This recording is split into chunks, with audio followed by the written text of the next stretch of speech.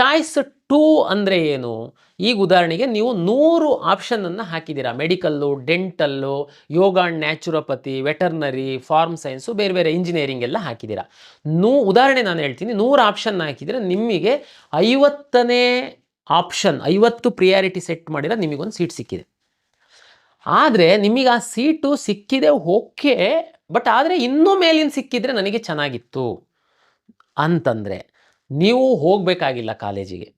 ನಾನು ವೆಯ್ಟ್ ಮಾಡ್ತೀನಪ್ಪ ಇನ್ನೊಂದು ರೌಂಡಿಗೆ, ಯಾರಾದರೂ ಬಿಟ್ಟು ಹೋಗ್ಬೋದು, ಬೇರೆ ಬೇರೆ ಕಾರಣಕ್ಕೆ ಏನಾದರೂ ಮೇಲ್ಗಡೆಗೆ ಅಪ್ಗ್ರೇಡ್ ಆಗುತ್ತೆ ಅಂತಂದರೆ ನಾನು ವೆಯ್ಟ್ ಮಾಡ್ತೀನಿ ಅಂತನ್ನೋರಿಗೆ ಚಾಯ್ಸ್ 2 ಹಾಕ್ತು ಅಂತಂದರೆ ನೀವು ವೆಯ್ಟ್ ಮಾಡಬಹುದು. ನೀವು ನಂದು ಸಿಕ್ಕಿರೋ ಸೀಟ್ ಏನಾಗುತ್ತೆ, ಸಿಕ್ಕಿರೋ ಸೀಟು ನಿಮಗೆ ಖಾತ್ರಿ, ಆ ಸೀಟು ಎಲ್ಲೂ ಹೋಗಲ್ಲ. ಅದು ನೀವು ಹೋಲ್ಡ್ ಮಾಡಿ ಮೇಲಿನ ಆಪ್ಷನ್ಗಳು, ಮೇಲಿನ ಪ್ರಿಯಾರಿಟಿ ಏನು ಹಾಕಿದ್ದೀರಾ ನೀವು, ಅವೇನಾದರೂ ಸಿಗ್ತವ ಅಂತ ವೆಯ್ಟ್ ಮಾಡುವಂಥದ್ದಕ್ಕೆ ಚಾಯ್ಸ್ 2.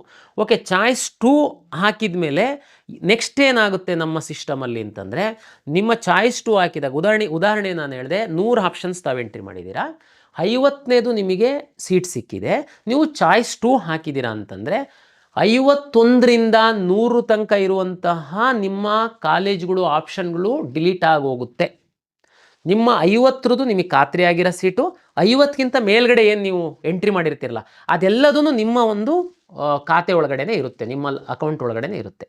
ನೀವು ನಂತರ ನಾವು ಅವಕಾಶ ಕೊಟ್ಟಂಥ ಸಂದರ್ಭದಲ್ಲಿ ಈ ಅಡ್ಮಿಷನ್ ಮುಗಿದ ಮೇಲೆ ನೀವು ಬೇಕಿದ್ರೆ ಅದನ್ನು ರೀಅರೇಂಜು, ಡಿಲೀಟು ಎಲ್ಲ ಈ 50ರಲ್ಲಿ ಮಾತ್ರ, ನಿಮ್ಮ ಕೆಳಗಡೆವೆಲ್ಲ ಹೋಗ್ಬಿಟ್ಟಿರ್ತವೆ, ಮತ್ತು ಹೊರಗಿಂದನೂ ಸಹ ತಗೊಂಡು ಬಂದು ನೀವು ಹಾಕುವಂಥದ್ದಕ್ಕಾಗಲ್ಲ.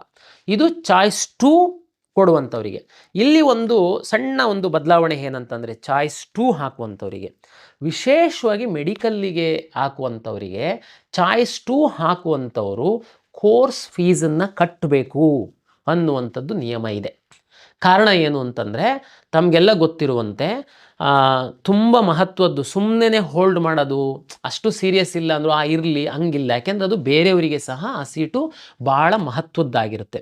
ಹಾಗಾಗಿ ಚಾಯ್ಸ್ 2 ಹಾಕುವಂಥವ್ರು ಯಾರಾದರೂ ಮೆಡಿಕಲ್ ಸೀಟು ಸಿಕ್ಕಿ, ಯಾವುದಾದ್ರೂ ಮೆಡಿಕಲ್ ಸೀಟ್ ಕಾಲೇಜು ಸಿಕ್ಕಿ ಅದಕ್ಕಿಂತ ಮೇಲ್ಗಡೆ ಇರೋ ಮೆಡಿಕಲ್ ಕಾಲೇಜಿನ ಸೀಟ್ಗಳು ನನಗೆ ಬೇಕಪ್ಪ ಅಂತಂದರೆ ನೀವು ಸಹ ಚಾಯ್ಸ್ 2 ಹಾಕ್ಬೋದು. ಬಟ್ ನೀವು ಕೋರ್ಸ್ ಫೀಸನ್ನು ಕಟ್ಟಿದರೆ ಮಾತ್ರ ನೀವು ಚಾಯ್ಸ್ 2 ಹಾಕುವಂಥದ್ದಕ್ಕೆ ಮೆಡಿಕಲ್ ಸ್ಟೂಡೆಂಟು ಎಲಿಜಿಬಲ್. ಓಕೆ, ಉಳಿದವರಿಗಿಲ್ವಾ? ಅದೊಂದು ಸಣ್ಣ ಒಂದು ಮಾಹಿತಿ ತಮಗೆ ಕೊಡ್ತೀನಿ. ಉದಾಹರಣೆಗೆ ನಿಮಗೆ ಇಂಜಿನಿಯರಿಂಗ್ ಸೀಟ್ ಸಿಕ್ಕಿದೆ, ಅಥವಾ ವೆಟರ್ನರಿ ಸೀಟ್ ಸಿಕ್ಕಿದೆ, ಅಗ್ರಿಕಲ್ಚರ್ದು ಸೀಟ್ ಸಿಕ್ಕಿದೆ.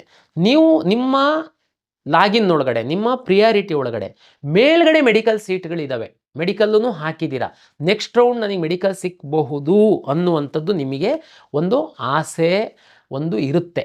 ಅಂಥ ಸಂದರ್ಭದಲ್ಲಿ ನೀವು ಚಾಯ್ಸ್ 2 ಹಾಕ್ಬೋದು. ಬಟ್ ನೀವು ಕಾಷನ್ ಡೆಪಾಸಿಟ್ ಕಟ್ಟಬೇಕಾಗುತ್ತೆ, 1 ಲಕ್ಷ ರೂಪಾಯಿ ಕಾಷನ್ ಡೆಪಾಸಿಟ್ ಕಟ್ಟಬೇಕಾಗುತ್ತೆ. ಅಂದರೆ ಮಾತ್ರ ನಿಮ್ಮ ಲಾಗಿನ್ ಒಳಗಡೆ ನಿಮ್ಮ ಚಾಯ್ಸ್ 2ಕ್ಕಿಂತ ಚಾಯ್ಸ್ 2 ಹಾಕಿದಾಗ ನಿಮಗೇನು ಅಲರ್ಟ್ ಆಗಿರೋ ಸೀಟ್ಗಿಂತ ಮೇಲ್ಗಡೆ ಮೆಡಿಕಲ್ ಸೀಟ್ಗಳಿತ್ತು ಅಂತಂದರೆ ಕಾಷನ್ ಡೆಪಾಸಿಟ್ ಕಟ್ಟಿದವರಿಗೆ ನಾವು ಅವಕಾಶ ಮಾಡಿಕೊಡ್ತೀವಿ.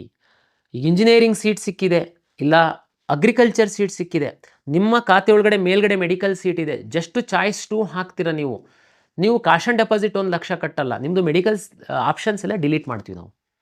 ಅಂದರೆ ಸ್ವಲ್ಪ ಸೀರಿಯಸ್ನೆಸ್ ಇರಲಿ ಮೆಡಿಕಲ್ ಸೀಟಿಗೆ, ಸುಮ್ಮನೆ ಒಟ್ರಾಸಿ ಹಾಕಿಡೋಣ ಹಂಗಾಗಲ್ಲ ಅದು.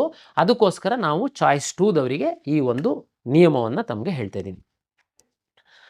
ಚಾಯ್ಸ್ 2 ನಿಮಗೆ ಅರ್ಥ ಆಗಿದೆ ಅಂತ ಭಾವಿಸ್ತೀನಿ. ನೆಕ್ಸ್ಟ್